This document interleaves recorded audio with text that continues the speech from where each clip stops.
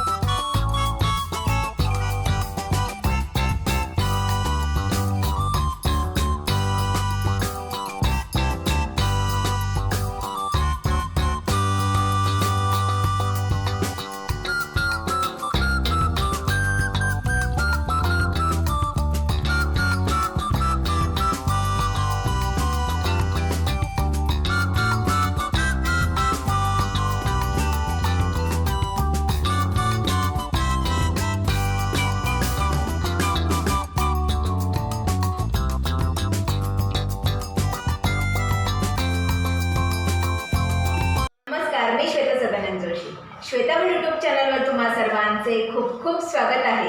अक्कलकोट दर्शनमध्ये आता आपण पुढील ठिकाणाची माहिती घेणार आहोत। त्याचं नाव आहे परमभक्त चोळप्पा महाराजांचे घर म्हणजे स्वामी समर्थ महाराजांचा समाधी मठ। तर या ठिकाणाबद्दल आपण आता माहितीला सुरुवात करूया। श्री स्वामी समर्थ महाराज अक्कलकोटमध्ये आले त्यावेळी प्रथम अक्कलकोटच्या खंडोबा मंदिरातच ते 3-4 दिवस राहिले। ज्या खंडोबा मंदिरात महाराज प्रथम आले तेथे मोहम्मद रसूलदार नावाच्या माणसाने स्वामींची चेष्टा केली।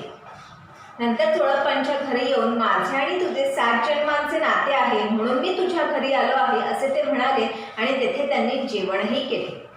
चोळप्पा महाराजांना आपोआपच श्री स्वामी समर्थ महाराजांची सेवा करण्याची संधी प्राप्त झाली। हे त्यांचे सौभाग्यच। त्यामुळे त्यांना त्यांची सेवा करण्याची गोडीही निर्माण झाली आणि स्वामी महाराज चोळप्पांच्या घरी जास्त आणि मंदिरात कमी दिवस राहायला लागले। चोळप्पा महाराजांनी स्वामींची एकनिष्ठेने भक्ती करून त्यांचे ते अंतरंग शिष्य झाले होते। चोळप्पांच्या घरी राहत असताना स्वामी समर्थ महाराजांनी अनेक लीला केल्या होत्या। जसे की एक दिवस चोळप्पाला न सांगता स्वामी त्यांच्या हासापूर गावाला निघून गेले। नेहमीप्रमाणे चोळप्पा त्यांच्या मागे चालू लागला, परंतु स्वामी रागावले आणि त्याला म्हणाले, आम्ही वैरागी, तुम्ही आमच्याबरोबर येऊ नका, तुम्ही तुमचा प्रपंच सांभाळा। चोळप्पा रडू लागले व स्वामींना म्हणाले, मी प्रपंच सोडेन स्वामी, पण तुमची साथ सोडणार नाही। चोळप्पांची श्रद्धा पाहून स्वामींनी आपल्या पायातील पादुका त्यांच्याकडे फेकल्या। चोळप्पांनी आनंदाश्रू गाळत त्या उचलल्या आणि घरी घेऊन आले। त्या पादुका आजही चोळप्पांच्या घरी समाधी मठात आहेत। त्यांचे दर्शन घेऊन कित्येकांचे व्याधी निवारण, संकट निवारण झाले आहे। असाच एक प्रसंग म्हणजे चोळप्पांच्या बायकोला एक दिवस विंचू चावला होता। भयंकर वेदना होत असताना ती रडू लागली।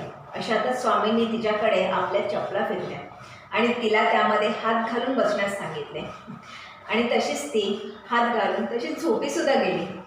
तिने तसे केले असता तिच्या वेदना पूर्ण कमी झाल्या। अशा प्रकारे हळूहळू चोळप्पांच्या कुटुंबातील सर्वांची स्वामी समर्थ यांच्यावर प्रचंड श्रद्धा जडली होती। मात्र त्यानंतर अक्कलकोटच्या राजांची स्वामींवर श्रद्धा बसली होती।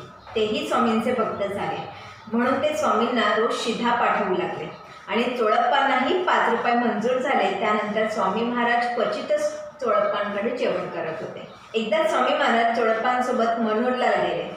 नावेमधून भीमा नदीच्या पात्रातून जात असताना पुढे एक चितापूर नावाचे गाव लागले।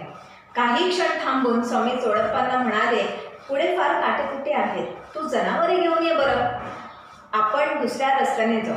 स्वामींच्या बोलण्याचा अर्थ चोळप्पाला काही केलं कळेना। दुसऱ्या दिवशी सकाळी सुद्धा स्वामी त्यांना जनावरे आणण्यास सांगत होते।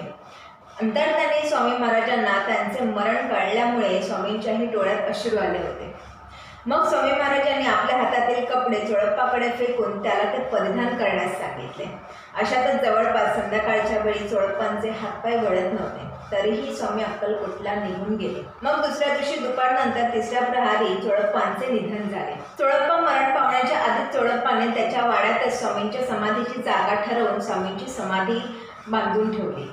महाराज त्याला म्हणायचे, अरे चोळ्या, अगोदर तुला यामध्ये मी गाडीन आणि मगच जाईन.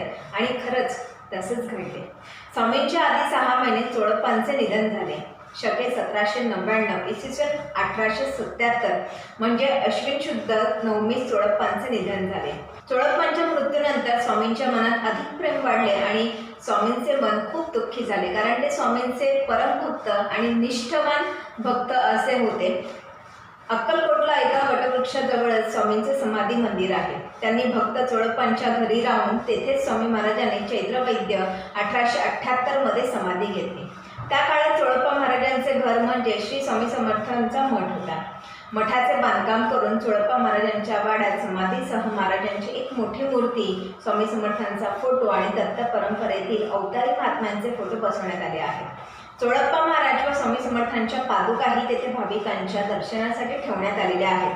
स्वामी समर्थांनी केलेल्या काही लीला फोटोच्या स्वरूपात आपण आज मठात पाहाव्यास मिळतात. आणि तेथे जिथे तुम्ही मठात जाता, समाधी मठात, त्याच्या डाव्या बाजूला स्वामी समर्थांचं शेतघर सुद्धा आहे. ते स्वामी समर्थ झोपत होते, तर त्याच्या पुढे चोळप्पा महाराजांचं घर आहे. आणि त्या ठिकाणी चोळप्पा महाराजांच्या कमानीत तुम्ही गेल्यानंतर तिथे एका बंद कपाटामध्ये चोळप्पा महाराजांच्या पादुका ठेवलेल्या आहेत आणि त्यांचे काही असे विशेष फोटो लावलेले आहेत.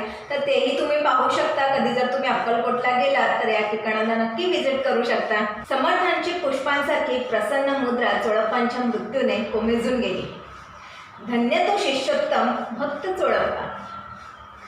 यतिरूप दत्तात्रया दंडधारी, पदी पादुका शोभती सौख्यकारी, दया सिंधू ज्याची पदे दुःखहारी, तुम्हा विण दत्ता मला कोण तारी, तुम्हा विण दत्ता मला कोण तारी.